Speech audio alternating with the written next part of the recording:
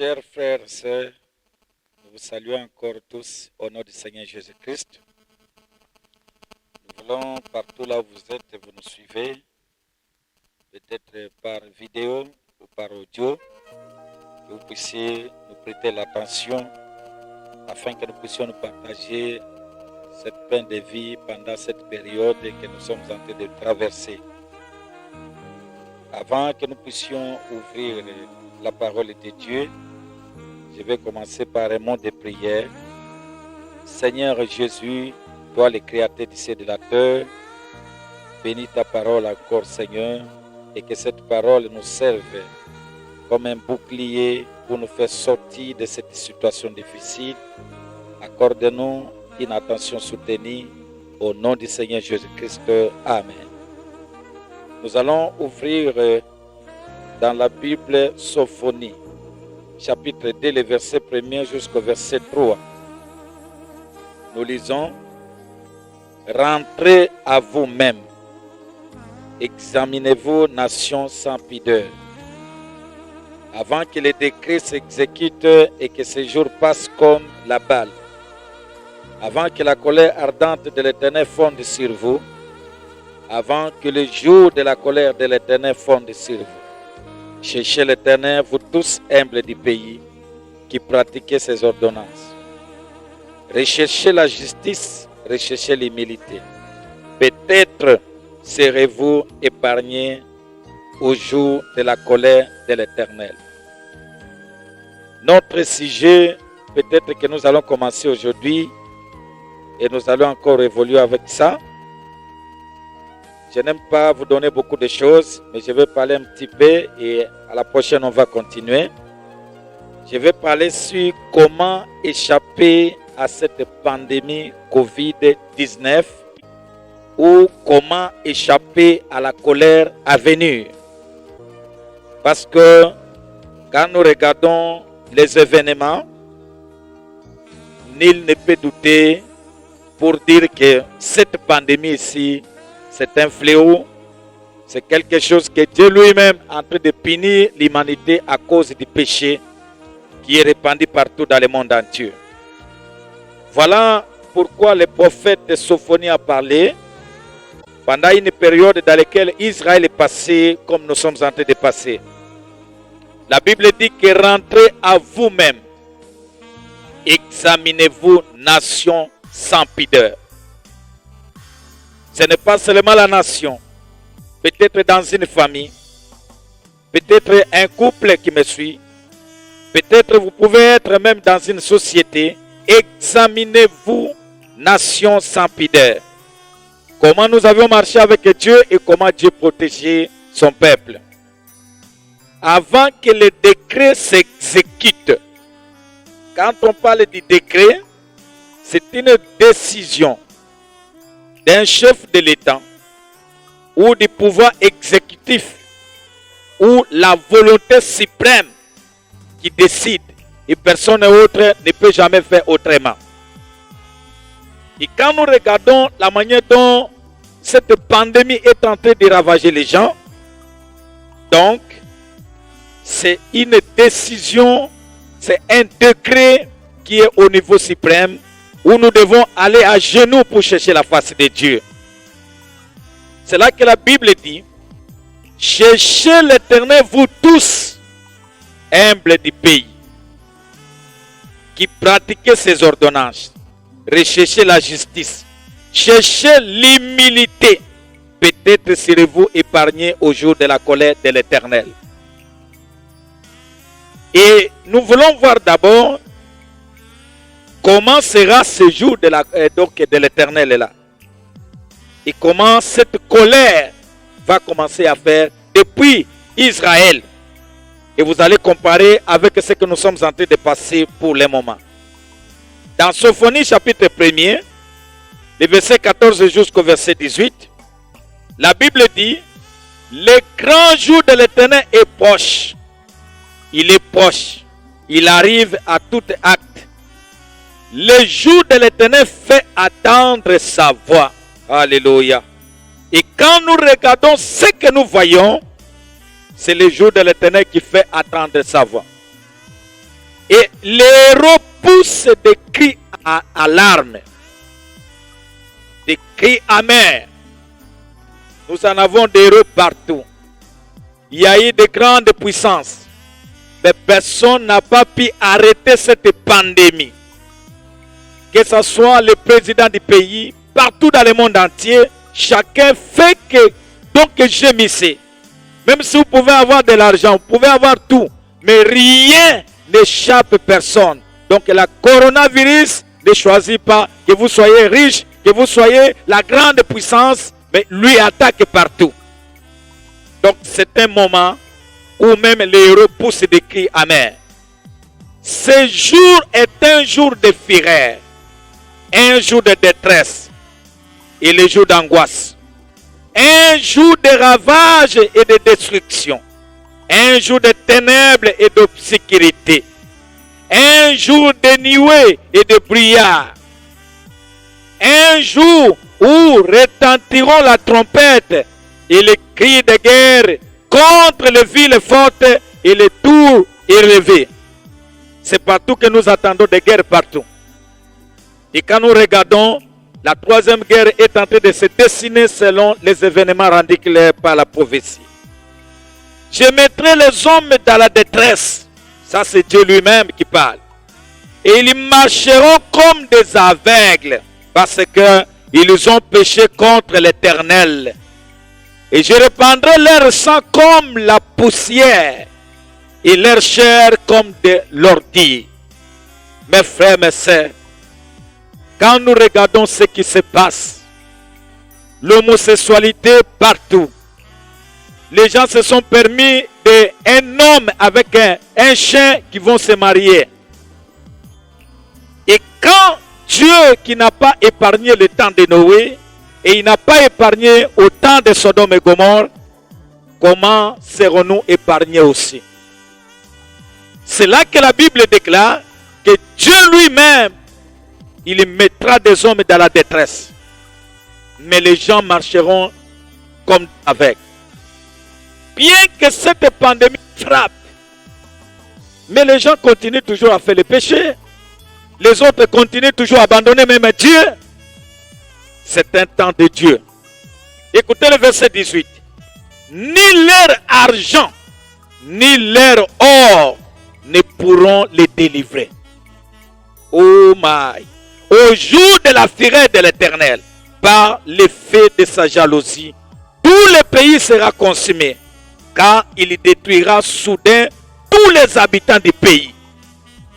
C'est qu'aujourd'hui, que ce soit que vous soyez pauvre, que vous soyez riche, que vous soyez qui que vous soyez, votre race, votre titre ne fait rien contre cette pandémie. Mes frères, mes sœurs, ici c'est dans la Bible. Convertissez-vous et revenez à l'Éternel et Dieu protégera son peuple. Écoutez le prophète Branham. Nous sommes dans Puis Jésus 20, 17 avril 57 soir. Je suis au point 45-46. Frère Branham dit ceci. Voici l'heure la plus sombre que le monde ait jamais connue depuis le commencement du temps. Puis je dirais même moi-même, depuis ma naissance, je n'ai jamais vu cet événement que nous sommes en train de vivre. Voyez, il n'y en a jamais eu dans l'histoire du monde un temps aussi sombre que maintenant même. Le cancer fait rage. Imaginez que j'ai entendu l'autre jour cette déclaration. Cette année, il y aura en Amérique plus de morts causées par le cancer dû à la cigarette des gens qui mourront cette année en Amérique. Et c'est comme nous sommes en train de voir coronavirus. Après des morts 2000, de l'autre côté 1000, on dit de l'autre côté 1500, des humains comme nous, mes frères.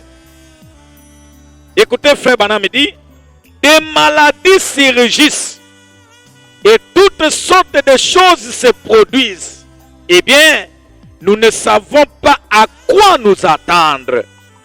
Les médecins ne savent pas ce qu'il faut appeler maladie.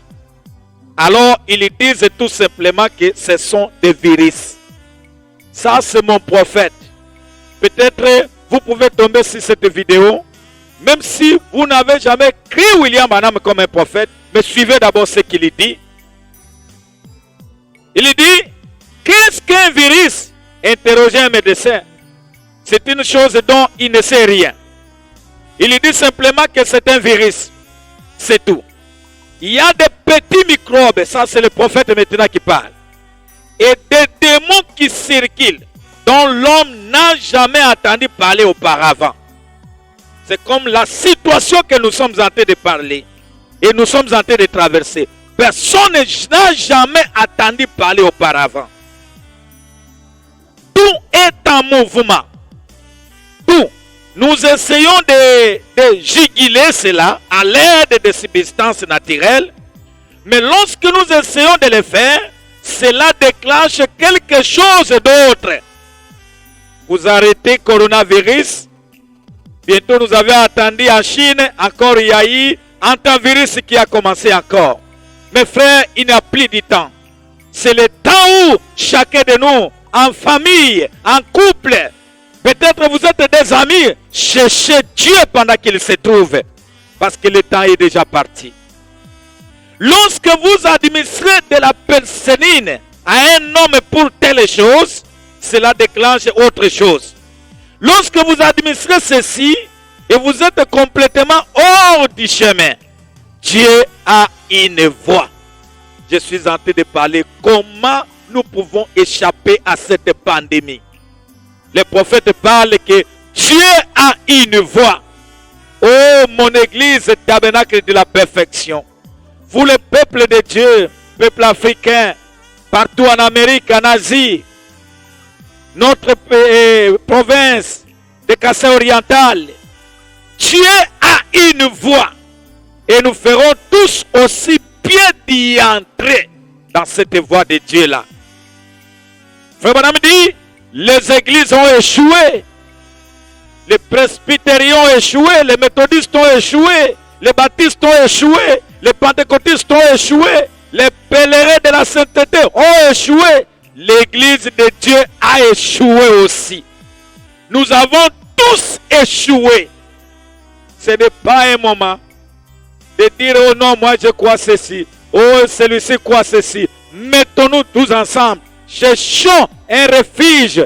Là où Dieu peut nous regarder. Et il peut voir seulement le sang de son fils. Alléluia. Frère Branham me dit, c'est juste. Tout le monde a échoué. Mais malgré tout le monde a échoué, Dieu a une voie de refuge pour ses enfants. Frère Branham continue. Il dit dans la tempête qui approche. Prêché le 29 février 60. Au point 134 et 135. Le prophète de Dieu dit, nous voyons les journaux et la tempête qui approche. Lorsque vous rentrerez chez vous ce soir, faites-moi une faveur. N'allez pas au lit avant que vous ayez lu l'Apocalypse chapitre 8. J'aimerais que vous puissiez me faire aussi cette faveur. Après avoir suivi cet audio et après la prière, avant que vous puissiez aller au lit, lisez aussi cette écriture. Voyez les fléaux et la tempête qui approchent et qui frapperont la terre, et les tonnerres et les éclairs qui emblalleront le ciel. Les malheurs frapperont la nation. Les hommes pourriront dans leur chair. Aujourd'hui, cette écriture est accomplie. J'ai vu les images de la Chine. L'antivirus, c'est l'homme qui pourrit étant debout. Oh, mes frères, mes sœurs, les maladies les frapperont, dont les médecins ne savent rien. Je vous assure, mes frères, mes sœurs, tout ce que nous faisons, nous sommes en train de se débrouiller par-ci, par-là. Mais pour cette situation de coronavirus, il n'y a qu'un seul guérisseur. C'est le Seigneur Jésus-Christ lui-même. Même tout ce que nos médecins se débrouillent, oh, nous sommes d'accord. Mais c'est Dieu lui-même qui met sa main pour apporter la guérison. Frère Branham dit, mais rappelez-vous, avant que cela ait lieu, un seulement fut fait. Et les anges de la mort avaient l'air fléau et avec l'air fléau, avaient reçu de Dieu cet ordre.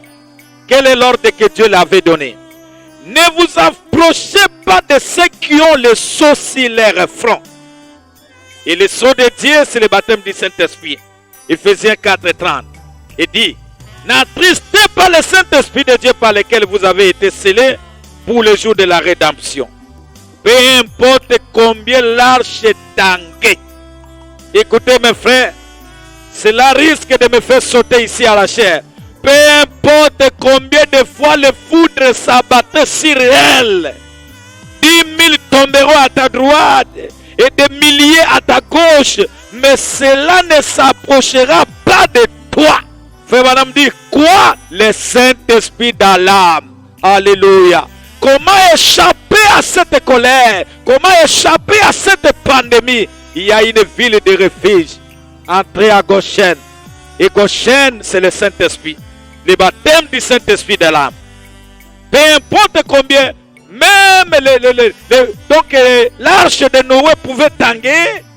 Et les crocodiles pouvaient même se cogner là. Mais rien ne pouvait pas faire du mal parce qu'ils étaient dans l'arche.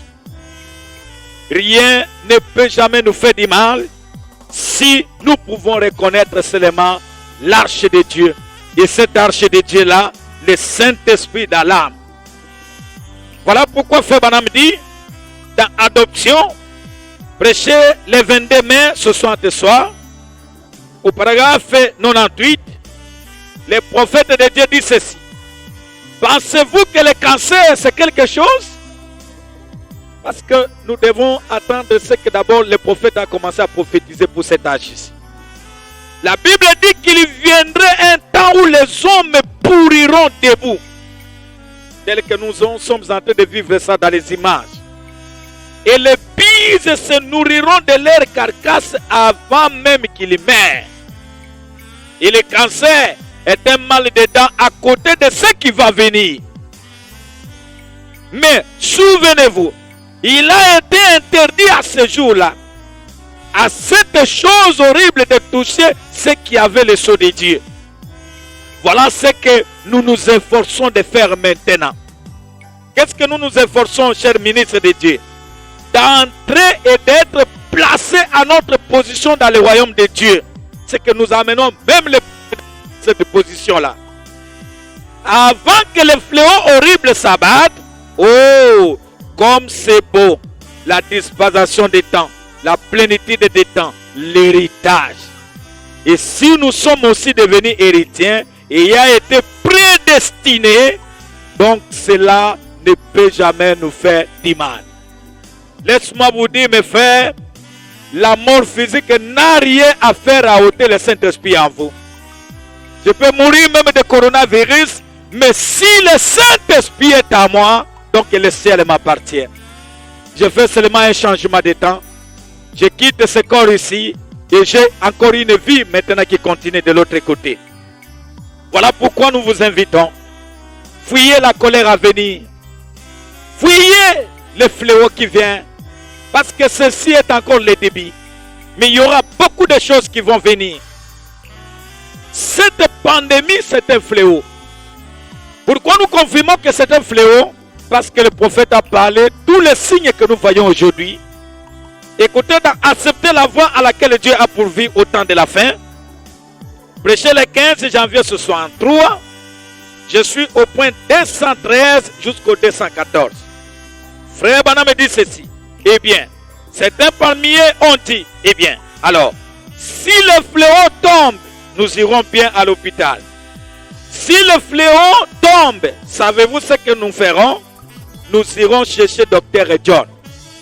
Frère Branham dit, il saura comment s'en occuper. Frère Branham dit, cela n'avait pas marché. Mais ils étaient intelligents, eh bien, si le fléau tombe, nous descendrons carrément sous terre. Peut-être vous avez votre cave. Dans une cave, nous fermerons la porte et cela ne marchera pas du tout. Donc le coronavirus, même sous terre, il va te suivre là-bas, sans Dieu.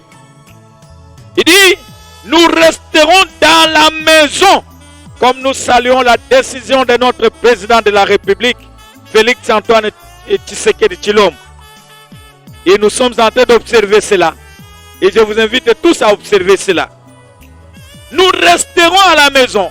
Nous mettrons un masque sur le visage comme c'est obligatoire. Et nous y mettrons un désinfectant comme nous en avons. Frère Branham dit, cela n'avait servi à rien. Ô peuple de Dieu, enfant de Dieu, il n'y a que Dieu qui peut être secouru à ce moment ici. Ne vous confiez pas à votre force propre, mais cherchez la force de Dieu. Écoutez le prophète Branham. Il dit, Dieu avait pourvu une voie. Toujours cette voie-là. Oui. C'était quoi? Le sang. Dieu avait pourvu cela aussi simple que cela paraissait. Et cette porte est ouverte aujourd'hui. Frère Branham dit, il y a un agneau de Dieu qui a été immolé à la croix. Vous voyez, c'est cette porte qui est la sécurité éternelle. Il dit, Dieu avait dit que c'était sa voie et il a honoré cela. Tous ceux qui étaient en dehors du sang mourir. Les premiers-nés sont morts en Égypte. Lorsque cet ange de mort est venu, il n'y avait pas encore une autre protection que le sang de l'agneau qui devait protéger. Et le sang de l'agneau aujourd'hui, c'est le message de l'air. Christ dans l'âme, le Saint-Esprit dans l'âme. Mes frères, mes sœurs, malgré la crise, malgré tout ce qui se passe, le confinement, il y a la crise économique. Nous voyons toutes les frontières fermées. Il n'y a plus d'espoir encore à espérer. Mais je vous appelle ce matin qu'il y a encore un espoir en Christ. Il y a encore un espoir en Christ. Écoutez dans l'évangélisation au temps de la fin, du 3 juin 62, au paragraphe 43 jusqu'à 46, face à cette crise que nous voyons, il y a une voie que Dieu a tracée. Frère Branham dit ceci. Le monde est dans un état nerveux. Et c'est vrai, tous se sont nerveux. Frère Branham dit c'est quoi? C'est un assaut qui frappe le monde. Parler à quelqu'un, oh là là, il explose. Comme ce dont je parlais l'autre jour au tabernacle, j'étais allé à l'hôpital, ici pour essayer de me charger de quelques appels que Frère Neville avait reçus. Et à chaque fois que je m'adressais à une infirmière ou à un docteur, il me disait toujours à un ton sec. Je n'en sais rien, Frère Branham. C'est que le médecin est même dépassé. Et quand je parle, je crois que les médecins sont en témoin de ce que je dis. Dépassé. Il dit, qu'est-ce qui se passe? Tout le monde est simplement en train de lâcher la pression. Mais les docteurs, même les psychiatres, soignent, ils ne savent rien comment maîtriser cela. Oh, vraiment c'est un état terrible, un état d'urgence. Mais le prophète dit, il y a une voie de sortie face à cette crise. Il y a une voie de sortie face à cette pandémie. Il y a une voie de sortie face à toutes les difficultés qui t'environnent. Que ton mari t'abandonne, que tes enfants t'abandonnent, que la famille t'abandonne. Peut-être vous cherchez même que ton pasteur vienne à la maison. Il n'y a plus encore moyen pour que j'arrive à la maison. Mais il y a des difficultés qui t'entourent. Laisse-moi vous dire, mon frère, ma soeur. Frère Branham me dit, il y a une voie de sortie. Et cette voie-là, c'est Christ lui-même. Oh, écoutez le prophète Branham. Il dit, un chrétien ne devrait pas être dans cet état. Alléluia. Nous devrions être errés attendant l'avenir, car il est proche. Nous pouvons sentir la brise fraîchissante du calvaire dans nos cœurs. Un chrétien devrait être aéré. Parce que quand nous voyons toutes ces tensions, c'est que Dieu est en train de préparer le départ d'un peuple. L'enlèvement est proche. Quand il y a eu des tensions en Égypte, le peuple d'Israël était déjà en train de serrer leur ceinture vers maintenant la terre promise. Et Frère Branham dit que c'est la même marche aujourd'hui. Quand ce fléau commence, quand le monde gémisse, c'est qu'il y a un départ. Il y a un enlèvement qui nous attend. Nous devons être errés. Un chrétien ne devrait pas être dans cet état que le monde se retrouve aujourd'hui. Parce que vous avez Christ, le baptême du Saint-Esprit dans l'âme. Frère Branham dit, nous savons que la rédemption est proche. Quelque chose sur le point d'arriver. Maintenant le monde ne voit pas cela. Il renie cela. Et ils ne connaissent pas cela. Mais nous connaissons cela. Qu'est-ce qui nous rend errés?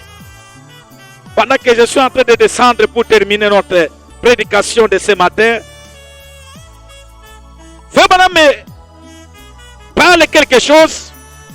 Mais avant que nous puissions lire le prophète, j'aimerais vous montrer ce qui nous rend errés aujourd'hui.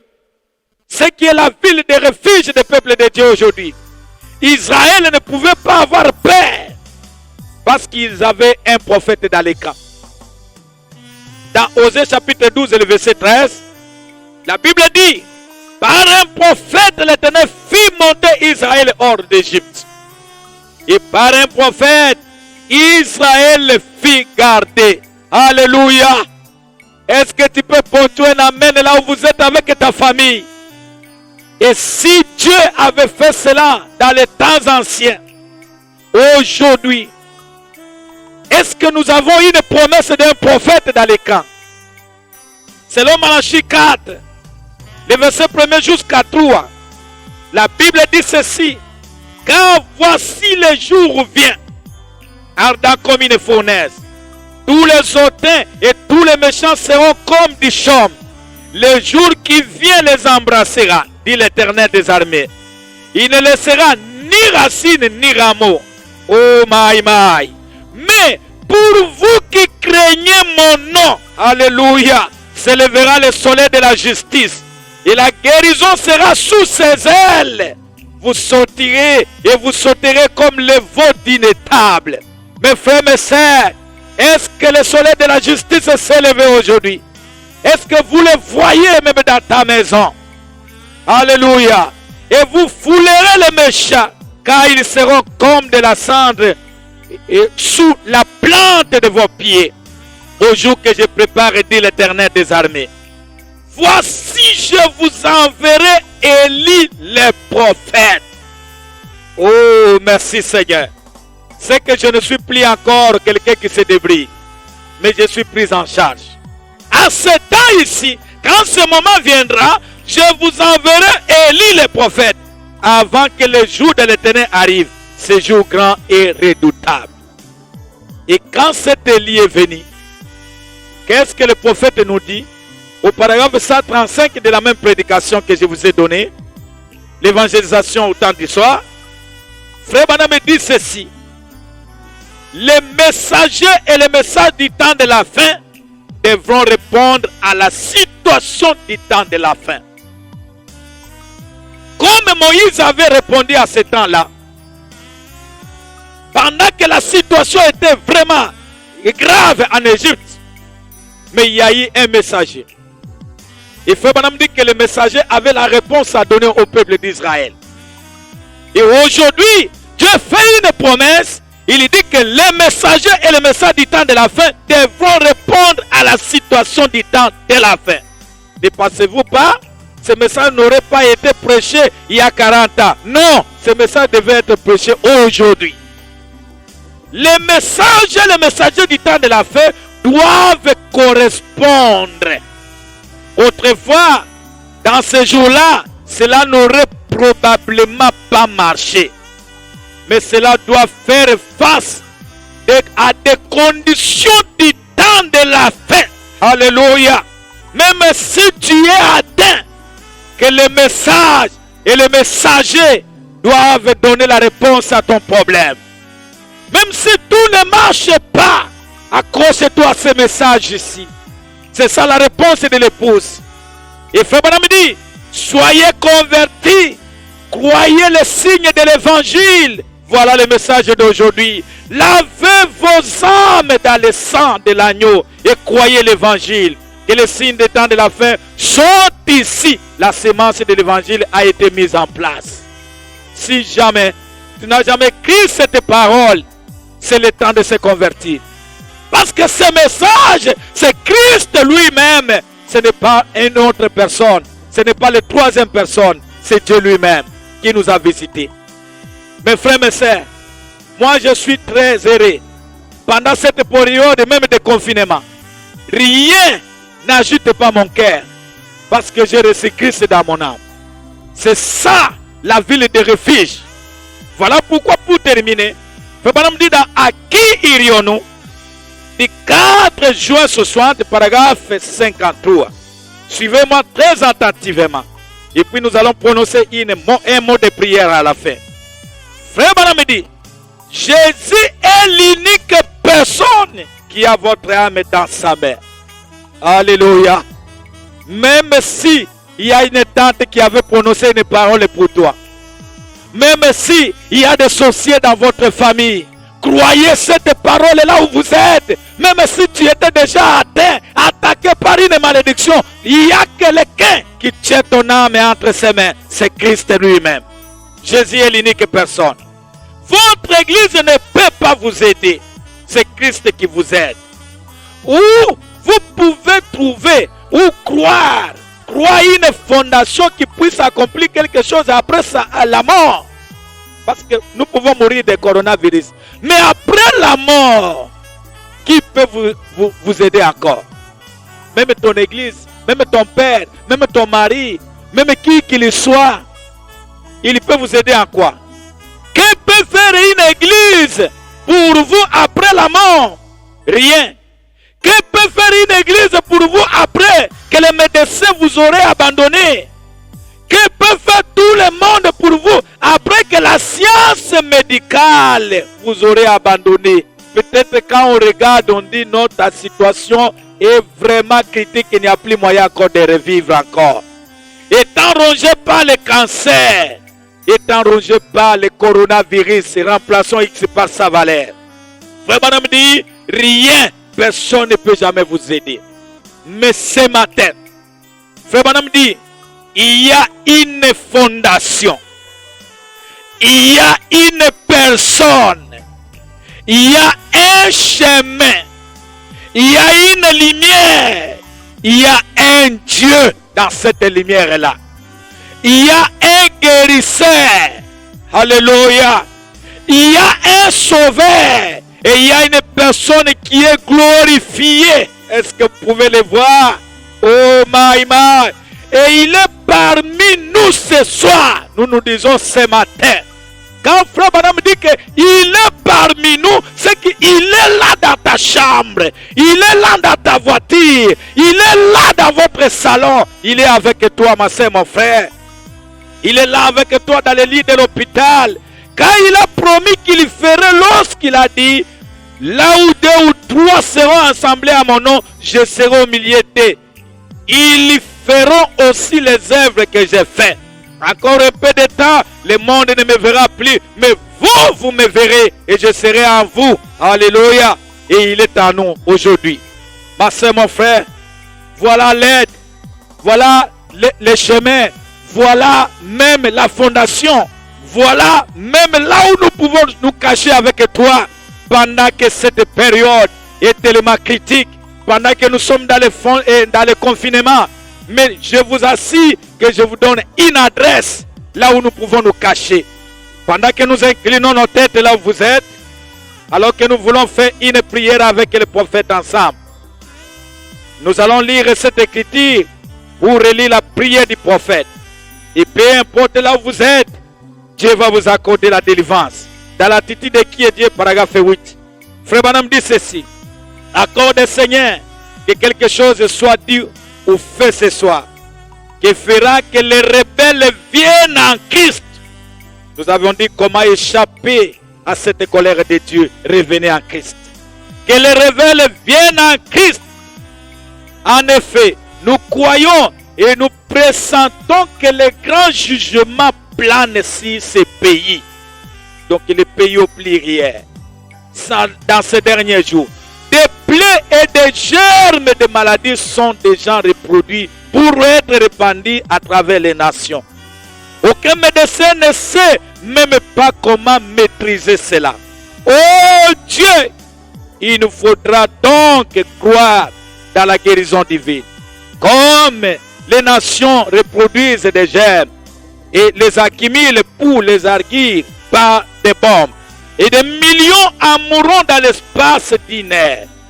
Mais, oh, nous sommes si reconnaissants de ce que l'ange destructeur s'est avancé, tu as dit, ne touche personne qui a le sceau du Père sur son front.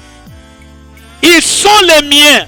Oh, nous sommes si contents ce soir d'être sous le sang, protégés en sécurité comme Israël autrefois. Ils avaient mis le sang sur les lienteaux. Alléluia. Que l'ange de la mort parcourait le pays. Il baissait les ailes sombres.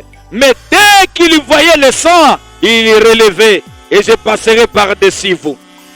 L'agneau de sacrifice est immolé. Nous amenons son corps sous le sang, en sécurité. Oh Dieu, attendant que minuit sonne, que l'ordre de sortie sera donné.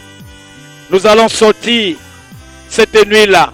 Aide-nous, Dieu bien-aimé, à bien serrer la ceinture ce soir, à examiner les poteaux et les lienteaux pour voir si le sang est là.